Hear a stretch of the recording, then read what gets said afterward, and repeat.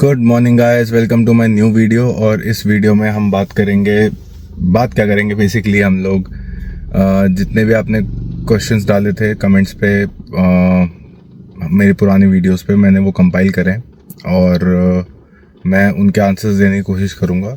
Generally सारे comments मैंने देख लिए थे। मैं कमेंट बाय कमेंट नहीं जाऊँगा, मैंने जनरली पढ़ लिए सारे comments because those were more than 90 comments और उसमें काफ़ी सारे कमेंट्स आपके थॉट भी थे और कुछ आपके क्वेश्चंस थे, तो मैंने उनको कंपाइल कर लिया एंड मैं एक वीडियो में सभी के आंसर्स दूंगा। जनरली मैंने जो देखा है आपके सबसे ज़्यादा क्वेश्चंस थे वो AMT गियरबॉक्स के रिगार्डिंग थे। होंडा सिटी के इश्यूज जो मैंने बताए थे उसके ऊपर भी काफ़ी लोगों ने कमेंट करा था कि काफ़ी लोगों को सिमिलर इश्यूज दिख रहे थे, कुछ को नहीं दिख रहे थे, मे बी अच्छी बात है वो, बट काफ़ियों को वो दिखे थे, काफ़ी रिलेटेबल थे। तो बिना कोई वक्त गवाए चलिए शुरू करते हैं। तो सबसे पहले अपन बात करते हैं Hyundai i10 grand i10 AMT gear box को लेके। AMT गियर बॉक्स में सबसे पहले और सबसे रीसेंट क्वेश्चन था वो ये था कि उसमें जब आप डी पे डालते हैं और बिना एक्सीलरेटर गाड़ी स्टार्ट हो जाती है चलना, तो हाँ ये सब में ही होता है। जितने भी ऑटोमेटिक गियर बॉक्स होते हैं हर गियर बॉक्स के अंदर है, आप जैसे ही उसको डी पे डालेंगे ब्रेक छोड़ेंगे गाड़ी ऑटोमेटिक स्टार्ट हो जाएगी। उसका रीज़न ये है कि उसका डिफ़ॉल्ट जो होता है फर्स्ट गियर होता है। जैसे आप डी पे डालेंगे तब, अगर आपने डी पे नहीं डाला तो गाड़ी स्टार्ट नहीं होगी, गाड़ी वहीं पे स्टैग्नेंट है, मतलब डी या रिवर्स पे नहीं डाला हुआ, आर पे, ठीक है। ये होता ही है, इसका जो मैकेनिज़्म है बेसिकली AMT जो है वो ऑटोमेटिक मैनुअल ट्रांसमिशन कहते हैं उसे, जहाँ तक मेरे को पता है। अगर मैं गलत हूँ प्लीज़ मुझे उसको करेक्ट कर देना। इसमें होता क्या है कि जैसे आपका एक मैनुअल गियर बॉक्स होता है वो सेम चीज़ होती है बैक एंड पे, बस एक इसके ऊपर कंप्यूटर की चिप लग जाती है जो आपके ड्राइविंग बिहेवियर को रीड करेगी और ऑटोमेटिकली गाड़ी का गियर चेंज करेगी। तो जब आप उसको डी पे डालते हैं इट मीन्स कि आपने फर्स्ट गियर पे उसको डाल दिया है एंड जैसे वो फर्स्ट गियर पे आएगा आपने ब्रेक छोड़ा तो गाड़ी स्टार्ट हो जाएगी, सिमिलर टू मैनुअल। अब इसके अंदर ये नहीं है कि आपका एक्सीडेंट हो जाएगा, ठीक है। अगर आप मैनुअल कार भी चला रहे हैं तो आपने फर्स्ट गियर पे डाला है और क्लच छोड़ दिया, स्लोली छोड़ा है, तो ऑब्वियसली गाड़ी स्टार्ट हो जाती है। सिमिलरली AMT के अंदर भी जैसे ही आप ब्रेक छोड़ेंगे आपकी गाड़ी स्टार्ट हो जाएगी चलना, ठीक है। तो जब भी आप डी पे डालें और आपको मूवमेंट नहीं करनी, प्लीज़ अपना ब्रेक मत छोड़ना, अदरवाइज वो गाड़ी ऑटोमेटिक चलना चालू हो जाएगी। दूसरी चीज़ मेरे को जो याद है वो ये है कि किसी ने कहा था कमेंट में कि AMT जो स्विफ्ट का है वो ज़्यादा सोफिस्टिकेटेड है then AMT of Hyundai i10। तो ये पॉसिबिलिटी है, बिल्कुल हो सकता है, इसमें कोई दो राय नहीं है। हो सकता है कि जो दो चीज़ें हैं, या तो मारुति ने जो AMT का जो ऊपर जो कंप्यूटर चिप लगती है जो उसको चेंज करता है गियर, वो ज़्यादा सोफिस्टिकेटेड है जिसकी वजह से ये शिफ्ट आपको अच्छा लगा है, या फिर आपकी जो ड्राइविंग बिहेवियर है वो स्विफ्ट के साथ ज़्यादा अलाइन करता है जिसकी वजह से आपको उसके अंदर इतना जर्क महसूस नहीं हुआ। इन जनरल जब भी आप हार्श ड्राइव करेंगे या जब भी आप बहुत जल्दी एक्सेलरेट करेंगे या डी एक्सेलरेट करेंगे आपको AMT के अंदर ज़रूर पता चलेगा। ऐसा हो ही नहीं सकता कि आपको पता ना चले गियर शिफ्ट है कि नहीं है, ठीक है। वो एकदम एक जर्क आएगा और आपको तुरंत पता चल जाएगा कि गाड़ी अब जो है गियर चेंज कर चुकी है। जनरली ये फर्स्ट और सेकंड गियर के बीच में होता है।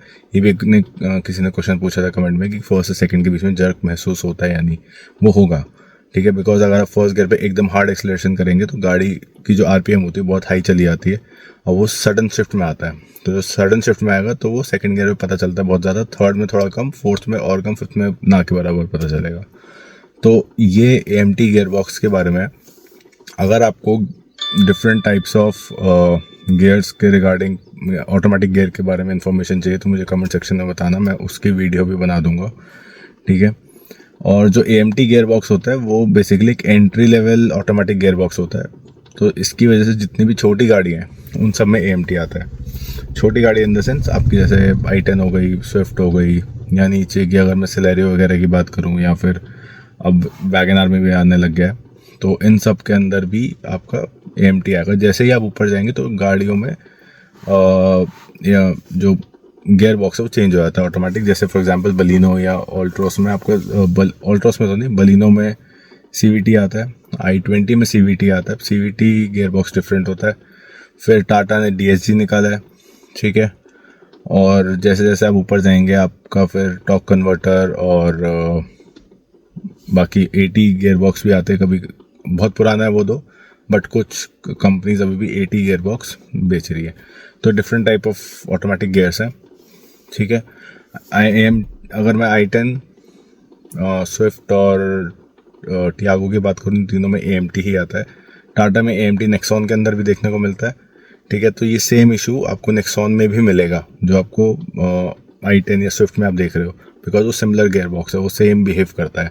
इसके अंदर ऐसा नहीं है कि ड्राइवर की ड्राइविंग स्टाइल को वो अडेप्ट कर ले, ठीक है। जैसे आपका DSG या DCG होता है, वो DCT होता है, सारे अडेप्टिव होते हैं। जैसे जैसे आप गाड़ी चलाएंगे वो आपके बिहेवियर को देखेगा, उस हिसाब से गियर चेंज करेगा, ठीक है। AMT में ऐसा नहीं, वो सिंपल आपके मेरे ख्याल से RPM पे काम करता है। जैसे ही RPM एक लेवल पे आई वो गियर बॉक्स स्विच कर देगा। ऑल्सो अगर आपने नोटिस किया हो, आप जैसे ही AMT के अंदर फर्स्ट गियर में गाड़ी डालेंगे, मतलब उसको मैनुअल में कर देंगे, और आप उसको एक्सेलरेट करें, मतलब रेड लाइन तक, जो भी आपकी गाड़ी की रेड लाइन की है, तो ऑटोमेटिकली सेकंड गियर पे डाल देता है। वो उसको रेड लाइन तक को मतलब क्रॉस करने नहीं देता है, या वहाँ पे जाके स्टक नहीं हो जाता है।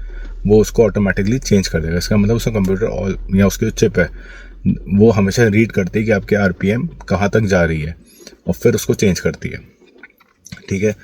इसके बाद हम आते हैं होंडा सिटी पे। होंडा सिटी में जो मैंने इश्यूज बताए थे वो जैसे केबिन नॉइज़ और पैनल्स में आवाज़, या फिर म्यूज़िक सिस्टम के अंदर ग्लेयर होना, ठीक है। ये सब होंडा के बहुत जेनरिक इशू है। आई थिंक काफ़ी सारे आज की डेट में एलिवेट के अंदर भी देखने को मिलते हैं। केबिन नॉइज़ उसमें बहुत ज़्यादा है। केबिन नॉइज़ के साथ साथ होंडा के अंदर इन जनरल आपकी जो इंजन नॉइज़ है वो भी आती है, ठीक है। तो ये कुछ इश्यूज़ हैं, मतलब जिनको ये इश्यूज़ लगते हैं वो ठीक है, जिनको नहीं लगते उनके लिए बहुत बढ़िया। बट जो ये इश्यूज़ हैं ये मुझे लगता है कि होंडा को टेक केयर कर लेने चाहिए, बिकॉज अगर आप 15-18 लाख की गाड़ी बेच रहे हो तो आई थिंक इंडियन कस्टमर को अब उसके अंदर थोड़ी प्रीमियमनेस चाहिए, और प्रीमियमनेस का सबसे फर्स्ट स्टेप है केबिन नॉइज़ मिनिमल होनी चाहिए, वो भी एक पेट्रोल इंजन में। डीजल इंजन की बात और होती है। डीजल इंजन ऑलरेडी बहुत ज़्यादा आवाज़ करता है, और उसकी आवाज़ कम करने के लिए गाड़ी में बहुत ज़्यादा इंसुलेशन है जो होंडा नहीं दे रहा है। ना पेट्रोल इंजन में इंसुलेशन दे रहा है, और डीजल तो खैर वो होंडा बेचता ही नहीं है, तो वो बात ही ख़त्म हो गई है। तो और इसके अलावा जो मैंने आपको मिस्ट बताई थी, ड्यूरिंग रेनिंग सीजन जब भी आता है तो हमेशा मिस्ट आ जाती थी फ्रंट स्क्रीन पे, फ्रंट विंडो पे, रेयर विंडो पे। तो वो मेरे को इशू एंड तक आता रहा है। मैंने 2-3 बार सर्विस स्टेशन पे ये चीज़ बोली भी, उन्होंने बोला ठीक कर दिया। 2-4 दिन ठीक रहती थी, तीसरे दिन फिर आनी शुरू हो जाती थी।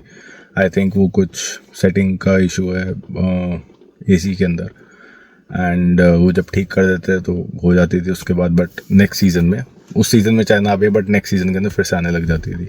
तो उसका मैंने एक हैक देखा था कि जब भी आपकी मिस्ट आनी शुरू हो, आप एक तो इसका जो वेंट है वो ऑन कर दो, मतलब बाहर की हवा अंदर लेके आओ, और जो उसकी जो टेम्परेचर है वो आपकी बहुत ज़्यादा गर्म नहीं होना चाहिए। मतलब बाहर अगर जैसे 12 डिग्री, अंदर आप 25 कर दोगे तो वो मिस्ट आएगी, बाहर की तरफ मिस्ट जमनी शुरू हो जाती है, ठीक है। सिंपल फिजिक्स है वो, बट आपको उसके क्लोज रखना पड़ेगा, एंड उससे मुझे थोड़ा आराम मिला था, ठीक है। एट टाइम्स नहीं भी आती थी, कभी कभी आ जाती थी, तो वो आई थिंक वो सेटिंग का इशू है। तो ये एक प्रॉब्लम थी होंडा सिटी, होंडा की गाड़ियों में ही है इन जनरल। मैंने एलिवेट के अंदर भी 2 है मैं जानकर, उन्होंने ये सेम इशू मुझे बताया था। तो ये है इसमें। इसके अलावा होंडा सिटी का जो पेट्रोल इंजन है, इंजन वाइज बहुत अच्छी थी वो, उसमें कोई इशू नहीं है। वो आईवीटेक इंजन जो होंडा बेच रहा है सालों से, वो बहुत ही प्यारा इंजन है। इट्स जस्ट दैट होंडा ने अब जो है थोड़ी प्रीमियमनेस मिस कर दी है जो पहले हुआ करती थी। बिकॉज एक टाइम था जब हम होंडा सिटी और वर्ना में लोग कंफ्यूज होते थे कि कौन सी गाड़ी लें, और जनरली लोग होंडा सिटी में जाते थे बिकॉज जो उसका इंजन का एज था। अब वो चीज़ ख़त्म हो गई, बिकॉज अगर आप उसके काउंटर पार्ट को देखेंगे जो है हमारी हुंडई वर्ना, वो आपको प्रीमियम फीचर्स भी दे रही है, प्रीमियम फील भी दे रही है, और इंजन रिलायबिलिटी भी है उसके अंदर, मतलब लोगों ने चला ली वो गाड़ी, 10-10 साल भी चलाई है, 12-12 साल भी चलाई, इश्यूज़ नहीं आए हैं।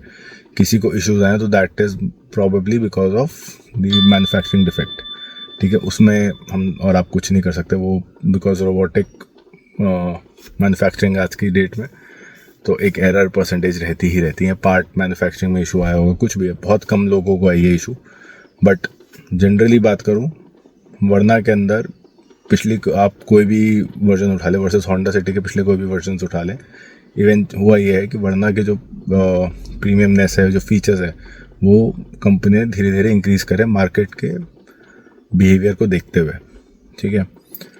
बट होंडा सिटी के अंदर ऐसा नहीं है, उन्होंने फीचर्स कहीं ना कहीं कम करने शुरू कर दिए, बिकॉज अगर आप 4th जनरेशन से 5th जनरेशन पे आएंगे तो 4th जनरेशन के अंदर जो केबिन फील है बहुत अच्छा है in comparison to 5th generation. उन्होंने अर्गोनॉमिकली काफ़ी चेंजेस कर रहे हैं 5th जनरेशन के अंदर, जैसे बटन्स काफ़ी दे दिए, 4th जनरेशन में टच था, ठीक है, बट और इंफोटेनमेंट सिस्टम का स्क्रीन का साइज़ बढ़ा दिया था, उसमें थोड़ा छोटा था, बट जो छोटा था उसके अंदर फीचर्स काफ़ी थे, बड़े वाले में वो भी नहीं है, ठीक है।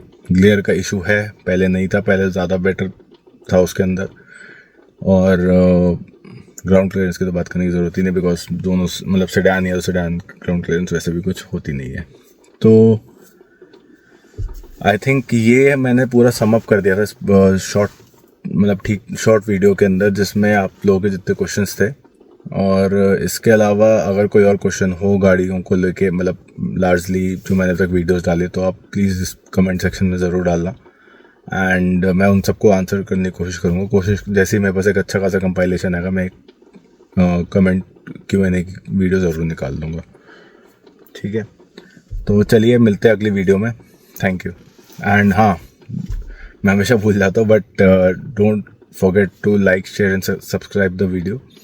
चैनल को सब्सक्राइब करना मत भूलना, वीडियो को लाइक करना मत भूलना। लाइक आप करते हो बट सब्सक्राइब भी करें, बिकॉज उससे हमें मोटिवेशन मिलती है वीडियो बनाने में, क्योंकि उससे पता चलता है कि आप लोगों को वीडियोस पसंद आ रही है। So thank you.